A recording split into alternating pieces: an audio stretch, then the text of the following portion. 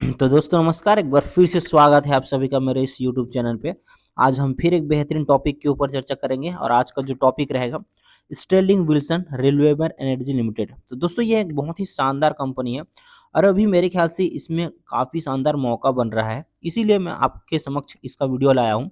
चलिए आज का अगर हम ट्रेडिंग सेशन पर अगर हम जानने का प्रयास करेंगे, तो आज अगर हम बात करें तो कंपनी का शेयर आपको 1.12% की तेजी के साथ बंद होता हुआ नजर आया है। इसके बाद अगर हम जो है 5 दिन का ट्रेडिंग सेशन देखेंगे तो लगभग इसी प्राइस पर था, 0.64% का आपको गिरावट नजर आ रहा है। उसके बाद अगर आप जो है यहाँ पर 1 महीने का चार्ट देखेंगे तो 1 महीने में आपको 5.12% की गिरावट नजर आएगा।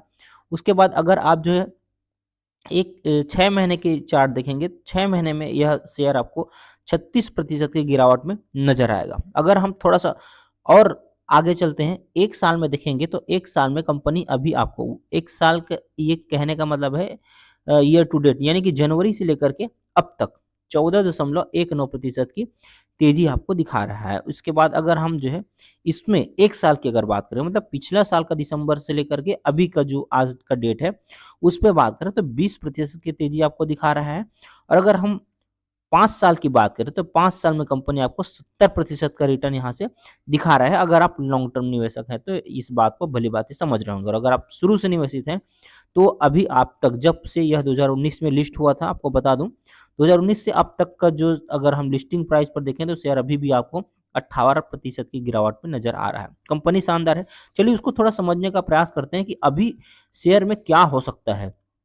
तो सबसे पहले आप देखेंगे इनका शेयर होल्डिंग पैटर्न पे, तो शेयर होल्डिंग पैटर्न में आप नजर डालेंगे तो 45% जो है प्रमोटर के पास होल्डिंग है। इसके बाद अगर हम जो है इनके एफ की बात करें तो 14.08% की एफ के पास होल्डिंग है। और अगर हम डी की बात करें तो 9.7% डी के पास होल्डिंग है। पब्लिक के पास 30.47% की होल्डिंग है। तो दोस्त बड़े बड़े लोगों के पास जो है काफी अच्छा होल्डिंग है एफ और डी का। प्रमोटर को होल्डिंग थोड़ा आपको कम नजर आ रहा है, लेकिन ये जो प्रमोटर ने बेचे हैं वो सबको एफ ने खरीद लिया है। आपको पिछला वीडियो के डाटा में मैंने ये चीज बताया था। अब जो इन्वेस्टर यहाँ पर है वो कौन कौन है इस पर हम थोड़ा नजर डालेंगे। तो प्रोमोटर होल्डिंग में आप देखेंगे तो रिलायंस ग्रुप का 32% का होल्डिंग है यहाँ पर, लगभग 33 बोलेंगे फिर भी गलत नहीं होगा, 32.51% का होल्डिंग है।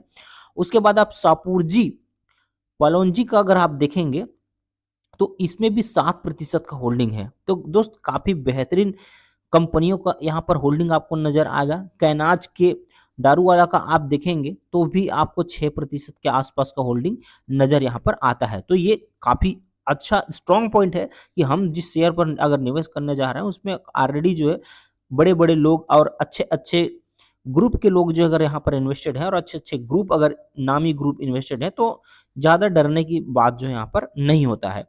इसके बाद अगर हम जो यहाँ पर एफ पे होल्डिंग पे नजर डालेंगे तो एफ की जो होल्डिंग है उसमें गोल्डमैन सैच्स का 1.4% की होल्डिंग है। और यहाँ पर आप देखेंगे तो सोसाइटी जनरल का आपको देखेंगे तो 1.31% का होल्डिंग है। और सिटी ग्रुप का आप देखेंगे जो कि मॉरिशस का है उसमें भी जो है आपको 1.13% का होल्डिंग नजर आएगा। तो ये भी काफी अच्छी चीज है कि बड़े बड़े एफ भी यहाँ पर जो नामी एफ हैं वो लोग यहाँ पर होल्डिंग किए हैं। इसी प्रकार से अगर डीआईएसपी आप देखेंगे तो बंधन स्टर्लिंग वैल्यू फंड आपको 1.13% दिखेगा। और H S B ELSS tax saver fund आपको 1.12% का मिलेगा। आदित्य बिरला सन लाइफ अगर इंश्योरेंस कंपनी की बात करूं तो 1.09% का होल्डिंग उसका मिलेगा। तो काफी बढ़िया है। अब एक चीज देखते हैं कि पब्लिक में क्या कोई बड़ा इन्वेस्टर है, तो डेफिनेटली यहाँ पर अजय कुमार अग्रवाल जी का 1.01% का होल्डिंग है। तो यह भी काफी अच्छी बात है। तो दोस्त इस प्रकार से और भी अच्छे अच्छे लोग यहाँ पर इन्वेस्टेड हैं, तो आपको डरने की जरूरत नहीं है। अब आगे जो बात करते हैं कंपनी का जो शेयर होल्डिंग पैटर्न में, थोड़ा चीज आपको जो जानना चाहिए वो है इसका प्लेजिंग प्रतिशत। आप देखेंगे कि यहाँ पर प्रोमोटर ने प्लेज किया हुआ है 37%, 45% इनका होल्डिंग है। पिछले जून क्वार्टर की बात करें तो वो जो है आपको 52% था, अभी 45% है। लेकिन इस सितंबर क्वार्टर में जो इन्होंने होल्डिंग कम किए हैं उस होल्डिंग को एफ ने एब्जॉर्ब किया है, मतलब strong hand to strong hand गया है। तो इसमें कोई चिंता करने के विषय नहीं है। डीआईएस ने भी इसमें होल्डिंग जो है अपना बनाया हुआ है और काफ़ी नामी ग्रुप का कंपनी है, इसलिए आपको और भी ज़्यादा चिंता करने की ज़रूरत नहीं है। कंपनी का प्रॉफ़िट वगैरह भी सारी चीज़ें बढ़ रहा है, इसको मैं आपको पिछले वीडियो में डिस्कस कर चुका हूँ, इसलिए मैं अभी डिस्कस नहीं कर रहा हूँ। खाली अभी हम देखेंगे कि अब क्या हो सकता है शेयर में, इस पर मेन हमारा फ़ोकस है इस वीडियो में। अब जो है यहाँ पर देखिए, शेयर होल्डिंग पैटर्न जैसे कि मैंने बताया था कि एफआईएस जो है उसको एक्वायर किया, तो सितंबर क्वार्टर में, जून क्वार्टर में 10% था और अभी सितंबर क्वार्टर में 14% हो गया है। तो एफआईएस ने उस जो प्रमोटर शेयर बेचे थे उसको एक्वायर कर लिया है। तो इसमें ज़्यादा चिंता करने की ज़रूरत नहीं है।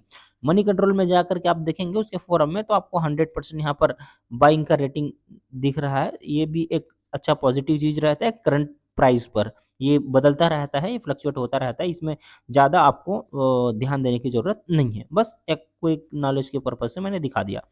उसके बाद सबसे इम्पोर्टेंट चीज़ जो आज देखने करोड़ का 110 करोड़ के आस-पास उसका जो है वैल्यू है और यहाँ पर आप टोटल अभी मार्केट कैप देखेंगे तो 11,800 के आस-पास आज मार्केट कैप आ चुका है और अभी कंपनी का सबसे इम्पोर्टेंट चीज़ आज का जो मैं बताने वाला हूँ वो 48% के आस-पास इसका जो है आज डिलीवरी उठा है।